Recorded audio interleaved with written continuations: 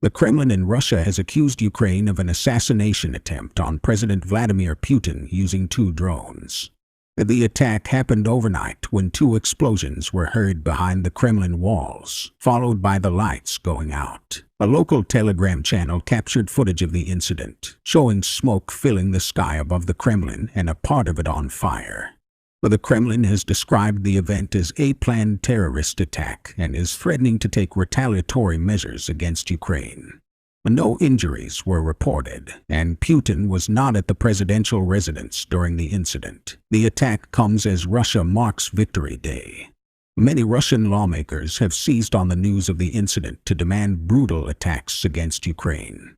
It was a dramatic night at the Kremlin in Russia when drones attacked the presidential palace. Explosions rocked the Kremlin walls, followed by the lights going out. A smoke filled the sky, and part of the Kremlin caught fire. But who was behind the attack? It is unclear who was behind the attack on the Kremlin. Ukraine denies any involvement and accuses Moscow of deliberately escalating the situation ahead of May 9. Witnesses said that the 2 separate explosions occurred more than 10 minutes apart. It was also unclear how 2 Ukrainian drones could have made it through Russia's air defenses. Donald Trump's campaign team has been methodically chipping away at his potential chief rival, Florida Gov. Ron DeSantis. Trump has been undercutting DeSantis by snatching up congressional endorsements, blasting attack ads and dominating news cycles, according to Politico. This campaign operation is characterized by an unusual level of organization and discipline that has the ability to chip away at DeSantis' campaign. People close to the Trump campaign say that his team has been working tirelessly to build support in Congress, plan state visits and political events, and put count-level operations in place. Trump is even doing a town hall event with CNN, a former cable news foe of the ex-president, in an effort to reach more mainstream audiences.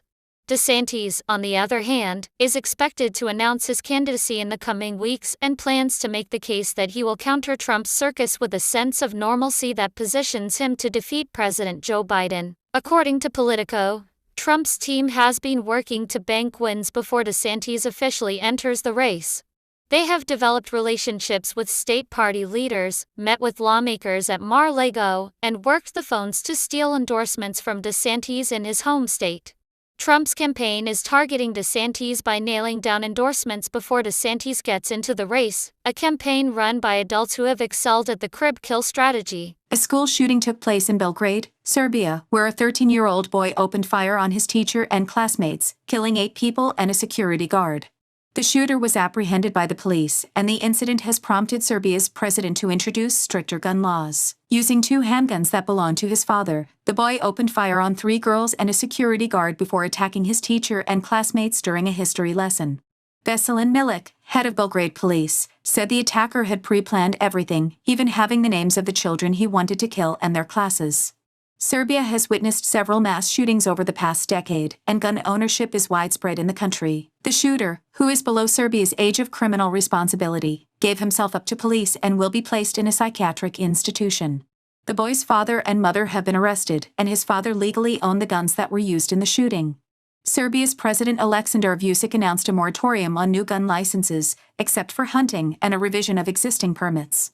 Additionally, shooting ranges and how civilians store their weapons will be under increased surveillance. Hundreds of thousands of weapons remain unaccounted for in Serbia after the Balkan Wars of the 1990 seconds. The shooting has left the community shocked and devastated. Sarah El Sarag, a lawyer who lives locally and is due to send her second child to the school in September, described the dead security guard as gentle and peaceful. Thank you for watching, and please leave your thoughts and comments.